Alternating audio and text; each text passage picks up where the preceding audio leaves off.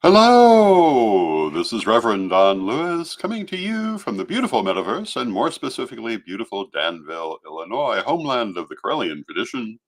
And this is Midday with Reverend Don. Welcome. And as you know, if you follow Midday with Reverend Don, you can type your questions or comments into whatever platform you happen to be watching on, and they will appear here in my chat room and we can talk directly. And yesterday was Earth Day, and I talked a bit about Earth Day. But due to some sort of technical issue, we did not go out to all the channels that we would normally go out to. I'm checking now to make sure we're doing that today.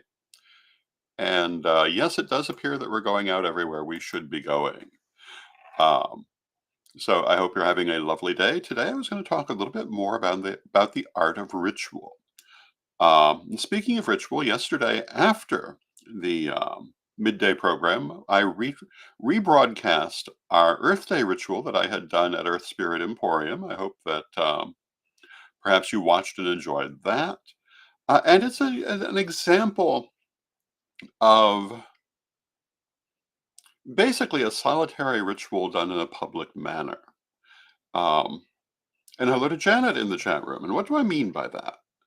I mean that I was basically the primary active participant because of the circumstances and the way that it was set up, and did the parts myself. And if you watch it, you'll see what I mean. And this is not the way that I would normally prefer to do public ritual. It's much more what I might do for a broadcast ritual, which of course this was. It was a broadcast ritual. I wasn't really expecting uh, anyone to be taking part in it live. Now, we did have Susan Dancing Star come to take part live at the last moment. We also had Jazrick with me in front of the camera, whereas I had thought he would be behind the camera. So might have arranged it differently if I had known that. But as it was, I had expected to be pretty much the sole participant, and that's how I did it. And sometimes you're going to be in that position if you're doing live broadcast ritual or public ritual, where you may be the only person who um, is in a position to be doing the ritual. And how do you do it? Well, you do it like I do it there. You do all of the parts and you keep good track of the energy. Hello to Zane in the chat room. It's good to see you, Zane. Now, last week when we were talking about public ritual, I made a big deal out of the fact that you must keep track of the energy. And when you're doing really any ritual, but especially a public ritual, it's very important that you keep everyone's attention, you keep the energy focused, and you keep it moving. This is important for everybody's experience of the ritual and also for any effectiveness you're hoping for from the ritual. It's very easy to let it get distracted in various ways. Particularly if it's the kind of public ritual where there may be people that you've never met before, people who don't understand anything about ritual. You have to bear in mind that such people may be present and still keep everything focused. And this is part of why doing public ritual is a special set of skills. And you also have to be tolerant of the fact that when you're doing, for example, a public ritual, in a place such as a metaphysical bookstore, people who are present may not know the things that you would expect inside a temple or a coven. And if they happen to do something that would not normally be considered proper, such as just wandering out of the circle, you have to remember they don't necessarily know any better unless you have taken the time to tell them. Now, in this ritual, because um, the live participants were all right there together, I didn't necessarily explain anything like that. But I probably would if it were a larger public ritual. And as I was saying last week, explaining the parts of the ritual that you're doing can be very important. And all kinds of different things come to bear in this, including um, what all is happening around you. And, I can talk at great length about what's good for public ritual. But that doesn't necessarily mean that in that moment, you or I will remember all of those things. and you do the best you can. Um, More important than everything else is providing a good experience, as well as an effective ritual for everyone. And if you forget this element or that element, it's much less important than those features. Because what people are going to remember are two main things. One is the effectiveness of the ritual, and the other is how it made them feel. And you always want it to make them feel good about having come. And, I was telling the story in a previous broadcast about a friend who had gone to her first ritual as a Samhain ritual at a very famous temple. But they explained nothing about what they were doing, and it totally freaked her out. She did not have a good experience and would have left paganism in general if it had been left laying that way. Um, you have to bear in mind that the ritual is not for you as the facilitator when you're doing a public ritual. Now, when we're talking about a temple or a private group ritual, many of these things still obtain, but it is a different discipline. For one thing, in a private group ritual, and hello to Christine in the chat room. It's good to see you, Christine. Um, but in a private group ritual, chances are everyone already knows circle etiquette and everything else you want them to know. Chances are they've been working together for a while. Um, Maybe one or two people might be new. There's plenty of time to explain to them everything that you would want them to know. So if they prove not to pay attention to this, um, then it's appropriate to be perhaps a little more displeased with them because they will have known. You will have told them, they will have had practice. But in a public ritual, you can't assume that of people. And bizarre things can happen, and you can't really blame people who don't know. I remember one ritual at Foster Avenue Beach in Chicago where someone wandered away from the circle and went to pee on a tree in full vision of everybody else there, and many people were quite upset. Um, More that they had left the circle, but who knows who you're going to get at a public ritual? Maybe being upset about their peeing on the tree, but that they did not know not to leave the ritual partly depends on whether you told them or not. I remember being at one of the new witches ball rituals back in the 90s. And as the circle was cast, one young lady who had been heavily drinking before we got to the circle proceeded to vomit in place in the circle. Um, no one's fault but ours because we had allowed drinking before the ritual. Um, the simple truth is the energy hit her and she was not ready for it. Um, so while there were some people who were upset that she had done this, she really didn't know what to expect. She wasn't prepared for it. And we were very careful never to allow the drinking to begin before the ritual at a new witches' ball thereafter. So after that, what we did at the witches' balls is that the first hour or 2 hours was more family friendly. There were events for children. There was the ritual. There might be a couple of contests. And then after that, generally speaking, it ceased to be a family event. People could drink if they wanted to. Um, and there was no problem with this because all of these things had already had their place. So it's possible to accommodate many different things in one event. Generally speaking, I am of the point of view that it's better not to be drinking and so forth before a ritual. And this is one of the reasons.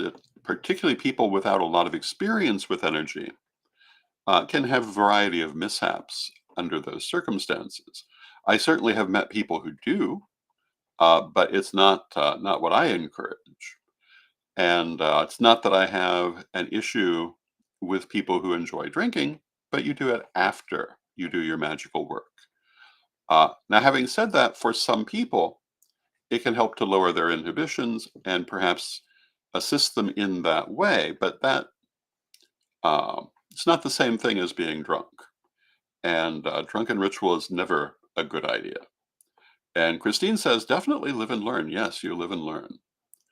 Um, Sometimes you learn painfully. I was telling the story about the woman who did the very, very long act of power where they're passing several individual things around the circle that took so long that other high priestesses had to step in and intervene. Hopefully, that priestess learned not to do that again. Um, but the galling thing was that she had been warned not to do it by people who already knew and did it anyway. And hopefully, she saw why it was a problem. Uh, and Saran in the chat room says, you can set yourself on fire. Yes, you can. You can do that, particularly if you've been drinking. You can do it if you haven't. And that, is something to be mindful of in traditional rituals where there are lots of candles. You can set yourself on fire. We have a friend once who, simply by leaning over the altar, set his hair on fire. And was quite shocked that this had happened. I myself, just a few weeks ago, the reading room at Earth Spirit Emporium is not very large, and I had leaned forward um, for some reason or another and caught my hair on the flame of the candle. And it's very easy to do. So you need to be mindful of that. Now, the plus side is that if that setting your hair on fire is probably not going to last more than a couple of seconds because it's not really inclined to burn. But you still need to be very careful with it, and there can be exceptions. Setting your robe on fire, setting your clothing on fire. I remember seeing a high priest set his sweater on fire from a candle once. People, particularly people who have robes with very long dramatic sleeves, have to be very careful of candles and the like. But not even those things are the full range of what you have to consider, because one of the most remarkable memories I have was at a very formal ritual that involved a thurible, which is a charcoal censer, and it was being swung by chains with the lit charcoal in it and the powdered incense on top. And the person doing the censing was so enthusiastic that they swung the thurible so hard that the charcoal brick came out of the thurible, flew several feet across the room, and landed on the carpet, which then caught fire. Um, Now, it was only a little black singe, and it was dealt with immediately, but these things happen, and you must be mindful of them. And hello to Melanie in the chat room. It's good to see you, Melanie. So if you're going to be doing a ritual, public or private, that's going to involve candles and lit incense, it's usually a good idea to have one of those little fire extinguishers right under the altar where you can get it easily. And Melanie says, we had an exploding punch bowl with candles at a ritual once. Yes, absolutely. Sometimes things you don't expect will happen. Um, I used to do a very theatrical movement where you took um, alcohol and Epsom salts and set them on fire, and you got this beautiful flame. But once, when someone else was using this same technique, they put so much into the vessel that when they lit it, the flame went all the way to the ceiling, scorched the ceiling, and filled the room with a great deal of atmosphere, so much that it had to be taken outside. Um, so it's a good idea, if you're going to be working with these things, that you practice with them, that you have a clue of what to expect from them. And if you're thinking this is the time to be extremely dramatic, practice your drama first, because sometimes too much drama is too much drama. Another one I remember is one of the early New Witches' balls. Um, there was a ritual that involved a jack-o'-lantern filled with a sack of wine. And at the strategic point one of the officiants was to stab the jack-o'-lantern with a ritual blade and release the wine into a vessel to then be used for the toast. Um, and as it turns out, the person asked to do that was my then, I believe, 7-year-old niece. This did not go as planned. Not only was she not able to effectively stab the jack-o'-lantern, but then several of the adult priestesses each took a try, and they all failed because no one had bothered to try this before bringing it out. What they had done is they had not filled their sack of wine um, sufficiently to be punctured by the knife. Instead, it simply collapsed on itself. So there are a lot of very dramatic things you can do in a ritual, but don't make your first try the actual live ritual. Um, you may find yourself with things not going as you expected. Um, some other interesting things. I always enjoyed any sort of burning, but today we have a lot more fire alarms to worry about than we used to, unless we're out actually outside. So burnings are perhaps not as useful in indoor ritual as they once were, but still certainly outdoor. They're always very there's always a certain emotional impact to seeing um, your petition or your releasing actually catch fire and physically go away. But another thing that you can do, and you can also, as well as regular paper, you can use flash paper for that, which makes it into a much more indoor friendly experience. But you can also, instead of burning things that you want to manifest or send away, you can write them on rice paper or tissue paper to be dissolved in water, which is also very dramatic because you can see them literally dissolving into the elements. There are all kinds of things to do. Um, one of the things that can be very effective in public ritual is chanting. And it doesn't have to be good. It just has to make people feel good. And dancing can be useful depending on the motor limitations of the people involved. And in my experience, pagan ritual dancing is usually pretty tame, um, but it can do a lot to raise energy. And these are some of the things that you can do. Um, these and many other things are very helpful to raising energy and also to giving people an experience. Um, and when we talk about private ritual, you don't have to do anything like that. The some of the best private rituals I've ever done were entirely internal, and if someone had walked in on me, they'd have probably thought I was having a nap, or if they knew me, that I was meditating, because everything was being done within. But that doesn't really work so well when you're dealing with a group of people, and especially at a public ritual where the experience is part of why people come. Why do people come to public rituals? They come for community, they come for mutual ceremony, they come for the experience, and they come to socialize. And for a lot of people, they come for their first experience. And these are all things you have to bear in mind when you're putting together a public ritual. That the people you're dealing with may not have had any experience with live pagans previously. And therefore, you want to make sure that you're not giving them a negative experience for their first experience. And, I've seen a lot of people in our community do exactly that. Either at rituals or other places, be very disdainful of people who are new to the community or who don't have the experiences they've had. And this is a terribly destructive thing. And something one should always avoid. When a person is brand new into the community, you want to be welcoming. And if they don't know something, we'll help them learn it. And also bear in mind there may be more than one take on whatever it is. If someone comes to you, for example, with the idea that something is done in a certain way, but it's not the way that you do it, that doesn't necessarily mean that they're wrong. it means they're coming from a different background. And it might be entirely appropriate to say, oh, yes, some people do it that way, but here we do it this way.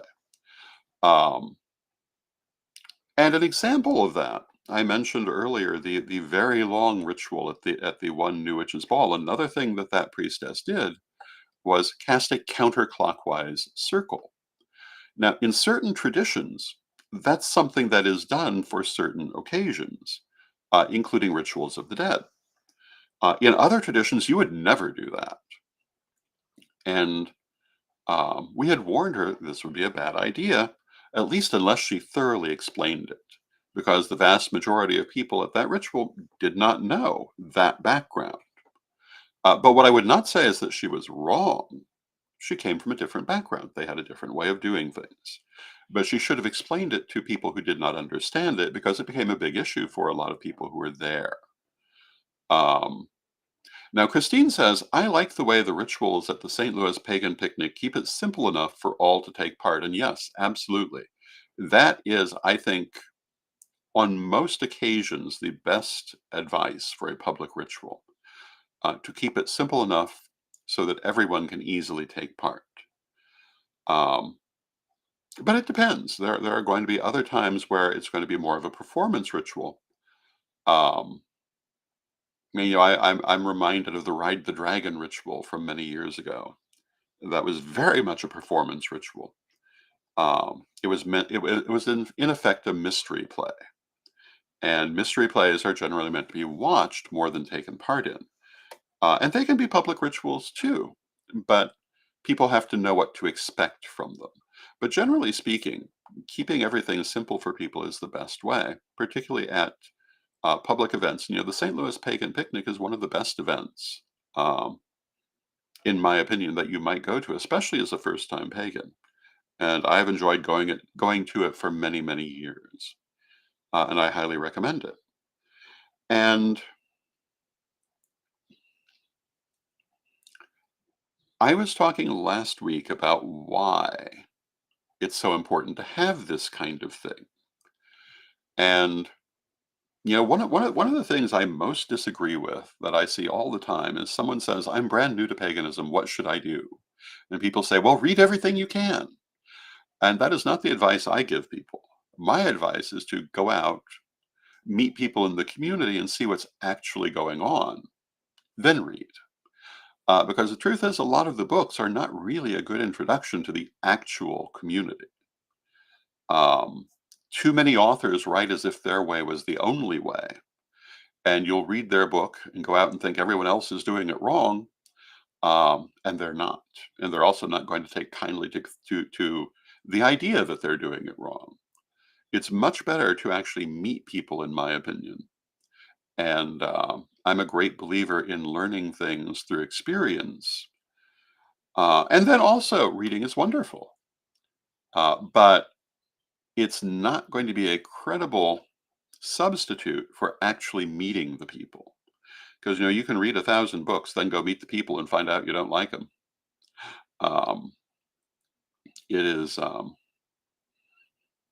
you can read 1,000 books and find that in real life the things they recommend may not be for you. Whereas if you actually go and experience them first, if you're in a position to do so, you start with greater knowledge. And then you can read all that you want and have a good basis in what's really there to judge your reading from. And of course, today, a lot of that is going to be online.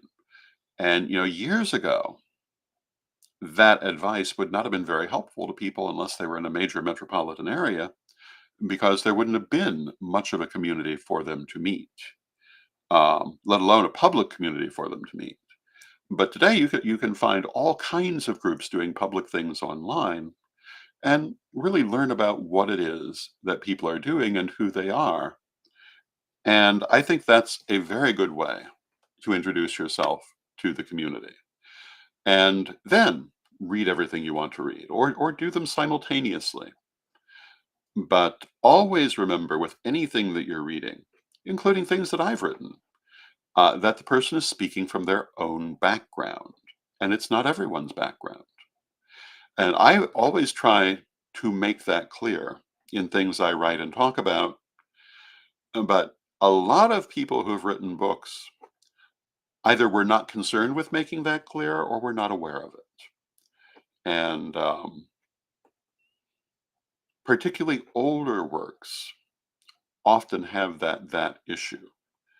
Um, so anytime you read anything that says everybody does this, understand that they don't. There's very little that you can say everyone does. Um, and this is something that if you're doing public ritual, it can be helpful to say, this is how we do it. But, if you go to those people over there, they may do it differently, and that's perfectly fine. That's their way. And if you go to half a dozen different temples doing half a dozen different public events, chances are good that there'll be certain things that they all do, as well as a lot of things that they do not have in common. Ideally, they should each have their own way of addressing it. I can remember public rituals I've gone to that made um, a lot of emphasis on song and music and dance and movement, and others that did not at all. And both of these are perfectly fine. I've been to rituals that put a lot of emphasis on meditation and internal workings, and others that put no emphasis there at all. And these are both perfectly fine ways of going about it. I have been to rituals where if it's your very first time, they'll give you a part, and and if you mess it up, they'll be fine because they know it's your first time. And I've been to others where no one is going to take part who hasn't been there for a long time, and these two are both perfectly fine ways to do it, but they're different. And I think that the differences between us are part of our strength. And I think getting upset over the differences is a huge weakness that only serves to tear us apart. And that includes the differences in our histories, because we do not all come from one place of origin. Um, and the more that we can tolerate each other's differences, the more that we can even celebrate each other's differences, the better off we're going to be. And so I always strongly emphasize that. Now, we're coming close to the end of our half hour. Tomorrow, I'll have Chris Copeland. We'll be talking about the latest things from Corellian Publishing. I suspect we may be talking about the great women of antiquity, but we'll see if we actually are talking about that tomorrow. On Thursday, Jason Heikerel will be my guest. We'll be talking about the upcoming illustration of the ancestors, and Friday will be our weekly roundup. And I hope you'll join me for those programs. And also, I have announced my upcoming next Reverend Don's Patreon seminar. And if you're not familiar with my Patreon seminars, this is part of what I do for Patreon. And the Patreon seminars are free to everyone who's a member of my Patreon at the seminar level or above, or they're available for by ticket for $25 per ticket. The next one is on the shadow and shadow work, probably the thing I'm most commonly asked about. And it will be Sunday, May 26th at 1 p.m. Central, 2 p.m. Eastern. And if you're interested in that, you can find it at corellianpublishing.com and obtain a ticket for it. Or if you're a member of the seminar Patreon, simply come. With that, I see that we've come to the end of our half hour. And I want to thank you for joining me. I hope you'll join me again tomorrow. And let us close with our prayer, as we always do. Divine Mother Goddess, Divine Father God, beloved ancestors, we thank you for all that you do for us in our lives, and we ask you to help us to be mindful of our message in the world, to help us to express ourselves clearly and in ways that people can understand. Help us to find people where we meet them and to speak the language that they can hear. Help us to be able to effectively make our points, whether through ritual or otherwise, as we go through life. Beloved Mother Goddess, beloved Father God, beloved ancestors, we thank you for this and for everything that you do in our lives. And knowing you are always with us, but from respect, we thank you for your presence, and may you be blessed now and always. And I thank you for your presence. May you be blessed now and always, and